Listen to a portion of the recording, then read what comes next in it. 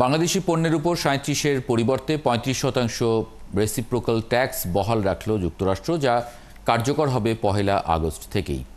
সোমবার প্রধান উপদেষ্টাকে চিঠি দিয়ে এই তথ্য জানান যুক্তরাষ্ট্রের প্রেসিডেন্ট ডোনাল্ড ট্রাম্প। রপ্তানিকারকরা বলছেন, এবছরের ৩রা এপ্রিল রেসিপ্রোকাল ট্যাক্স আরোপের পর বিভিন্ন দেশ যুক্তরাষ্ট্রের সাথে আলোচনা এবং চুক্তি করে শুল্ক কমানোর পদক্ষেপ নিলেও বাংলাদেশের প্রচেষ্টা ছিল দুর্বল।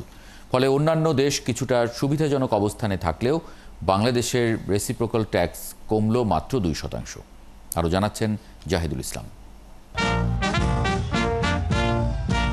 বাণিজ্য ঘাটতি বিবেচনায় এই বছরের ৩ এপ্রিল বিশ্বের বিভিন্ন দেশের পণ্যের উপর রেসিপ্রোকাল ট্যারিফ নামে বাড়তি শুল্ক বসায় যুক্তরাষ্ট্র। এতে বাংলাদেশের সব পণ্যের উপর নিয়মিতের পাশাপাশি বাড়তি ৩৭% শুল্ক আরোপ করেছিল যুক্তরাষ্ট্র।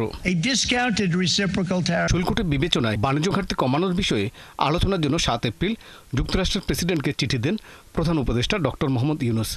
এর মাঝে বাণিজ্য সচিব একটি প্রতিনিধি দল নিয়ে যুক্তরাষ্ট্রের ইউএসটিআর কর্তৃপক্ষের সাথে বৈঠক করে আসেন।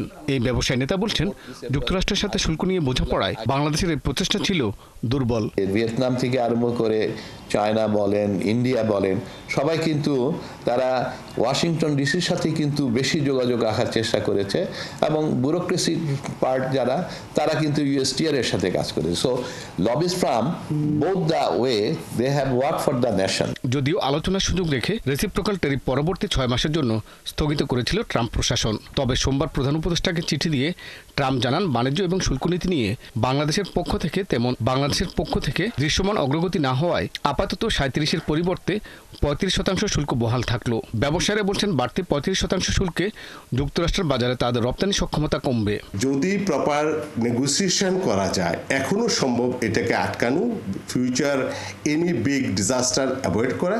বাট যদি এটা প্রপারলি না হয়, দ্যার ইজ এ পসিবিলিটি যে অনেক ফ্যাক্টরি বন্ধ হয়ে যাবে, অনেক ওয়ার্কার কাজ হারাবে। অর্থনীতিবিদরা বলছেন, পণ্য আমদানিতে বাংলাদেশের শুল্ক নীতিতে জটিলতা আছে, এটিও কমাতে হবে।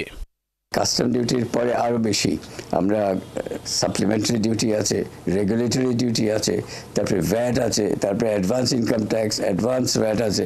এগুলো সব হজবরল, এগুলো মানে অন্যান্য দেশও পছন্দ করে না। আমেরিকা পরিষ্কার বলতেছে, ভাই তোমরা এত কমপ্লেক্স, এগুলো আমাদের পছন্দ না। বাংলাদেশের জন্য একক এবং সবচেয়ে বড় বাজার যুক্তরাষ্ট্র, যেখানে পণ্য রপ্তানি প্রায় $৮ বিলিয়ন এবং আমদানি মাত্র $2 বিলিয়ন। জাহিদুল ইসলাম, ৭১, ঢাকা।